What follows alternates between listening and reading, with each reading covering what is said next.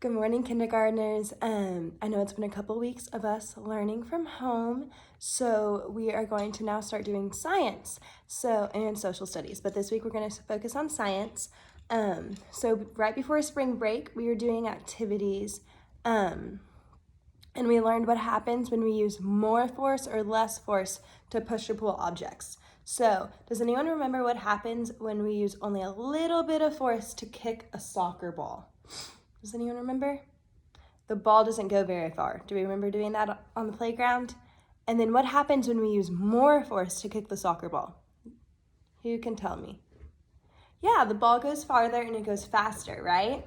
So, what is an object in our classroom that would take a lot of force to move? Does anyone remember me pushing some things around the classroom before break? One of them was a desk. Remember, a desk would take a lot of force for me to move if I just pushed it. And then what is an object in our classroom that would take only a little bit of force to move? If you're thinking about what I showed y'all, the easel, the whiteboard that we write our letters on, it's on wheels. So that took only a little bit of force of me to pull across the classroom and move. In today's science lesson, we're going to learn about using force to push and pull round objects and objects with wheels. So, I'm going to show you a tennis ball and a cube. Sorry, Paisley's over here watching me. She wants to play with the tennis ball. So I'm going to use the same amount of force to push these objects. Which one, when I push it, which one moved further? If you said tennis ball, give me a thumbs up. Good job. So it was the tennis ball. It went farther. Why do we think the tennis ball went farther than the cube? Anyone know? It's because Paisley found the tennis ball. It's because the ball is round and the cube, see how round it is? The cube has flat edges. So this can roll and this just scoots. It can't roll like that. So round objects move farther than objects with flat sides when we use the same amount of force to push them. That's what we're learning today. Okay, I'm gonna give Paisley a tennis ball. Okay, you can go play, Paisley. I'm going to put one car on its roof. So these are the Lego cars from the classroom. This one on its roof and this one on its wheels.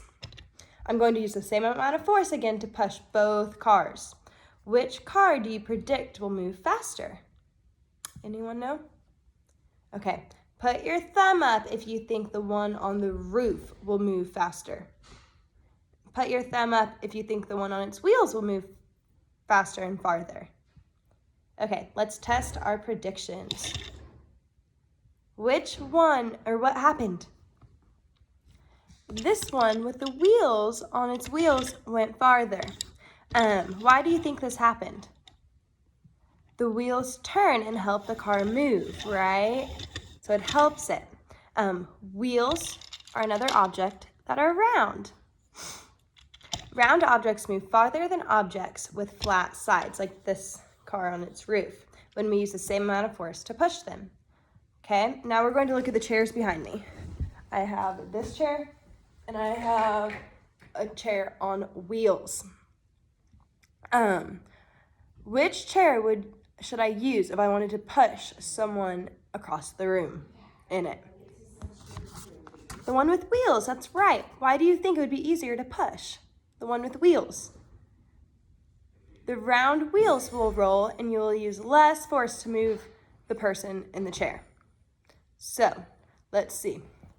If I push this chair, no one's here to sit in, so I'll just push it by myself with no one in it. Do you see how easy it is for me to push and pull this one? Now look at this one. I'm pushing with all my force and I cannot get it. And I'm pulling. If I pull, it will come, but it takes more force, more energy to move this one than this one, because this one has the wheels on the bottom that we can see. Okay, what is something that has wheels that people use to make things easier to move?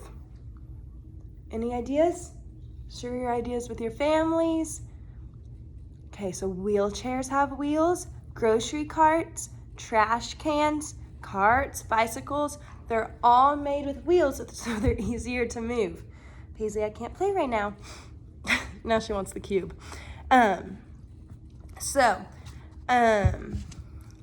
In class, we are going to talk about different things that we can use to push your pool, which ones make it easier. So I want you to think about something you could push your pool with wheels, and then you can draw a picture, you can talk about it with your family, you can write a sentence. I just want you to think about it this week, and then next week we're going to go into more detail over force and gravity and that kind of thing. Thank you guys so much. I hope you enjoyed this lesson. I miss y'all so much.